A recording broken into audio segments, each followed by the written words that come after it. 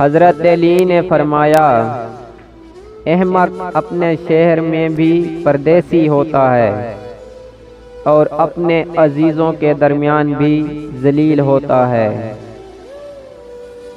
نا امید شخص ہر اچھا موقع بھی گوا دیتا ہے اور پر امید شخص ہر پریشانی میں بھی موقع تلاش کر لیتا ہے۔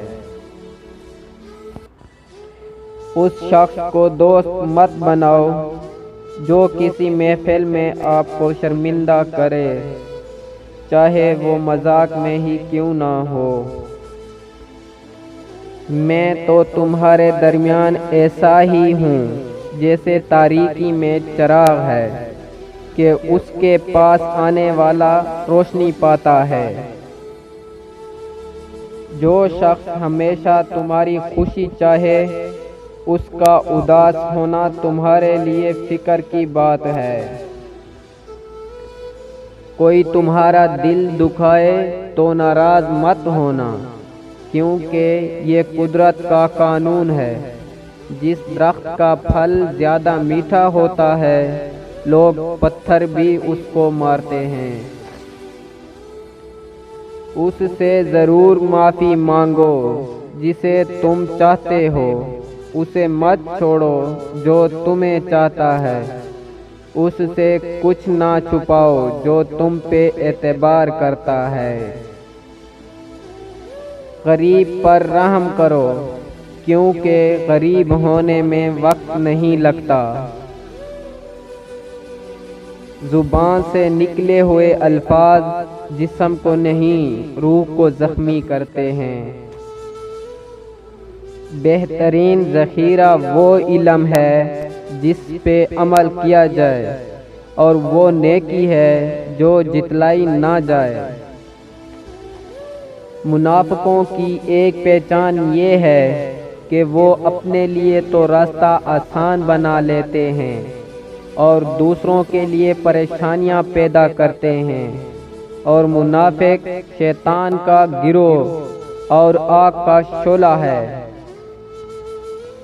کسی کی خطا پر خوشی کا اظہار نہ کرو، کیونکہ تم خود بھی تو ہمیشہ کے لیے راہ راست کے مالک نہیں ہو۔ صبر کی دو صورتیں ہیں، جو ناپسند ہو اسے برداشت کرنا، اور جو پسند ہے اس کا انتظار کرنا۔ کتنے اپنے ہیں جو غیروں سے زیادہ غیر ہیں، اور کتنے غیر ہیں جو اپنوں سے زیادہ اپنے ہیں۔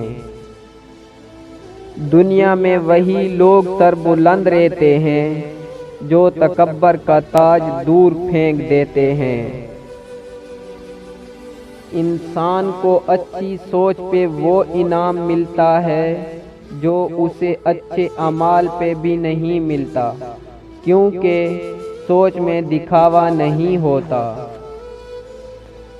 اپنی رائے میں کسی بزدل کو شریک نہ کیا کرو، کیونکہ وہ تمہاری رائے کو کمزور بنا دے گا اور ایسی چیز کو بڑا بنا کر پیش کرے گا جو در حقیقت بڑی نہیں ہوتی۔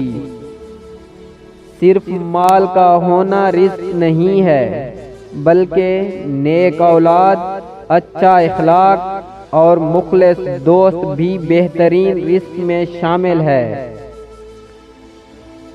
دشمن سے بھی مشورہ کر لیا کرو، اس طرح تم ان کی عداوت کی مقدار اور مقاصد کی حد کو پہچان سکو گے۔ بدترین آدمی وہ ہے کہ جو نہ کسی کی غلطی معاف کرتا ہے اور نہ ہی کسی کا عیب چھپاتا ہے۔ خدا کو ناراض کر کے لوگوں کو راضی نہ کرو، کیونکہ لوگوں کے بدلے دوسرے لوگ مل سکتے ہیں، مگر خدا کے بدلے کوئی دوسرا خدا نہیں مل سکتا۔ پریشانی حالات سے نہیں، خیالات سے آتی ہے۔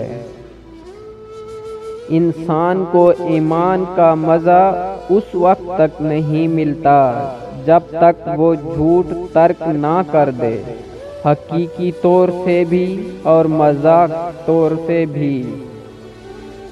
حضرت سے کہا گیا کہ اگر کسی شخص کو گھر میں چھوڑ کر اس کا دروازہ بند کر دیا جائے تو اس کی روزی کدھر سے آئے گی؟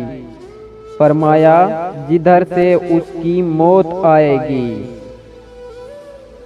اس خدا سے ڈرتے رہو جس کی صفات یہ ہیں کہ اگر تم بات کرو تو سنتا ہے، اگر دل میں رکھو تو وہ جانتا ہے۔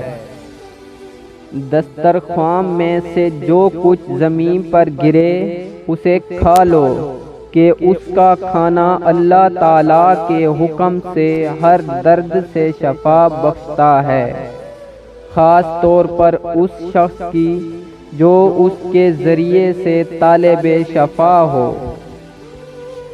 حضرت علی نے فرمایا میں تمہیں وصیت کرتا ہوں کہ اللہ سے ڈرتے رہنا قرآن کے بارے میں کہ اس پر عمل کرنے میں دوسرے لوگ تم سے آگے نہ نکل جائیں۔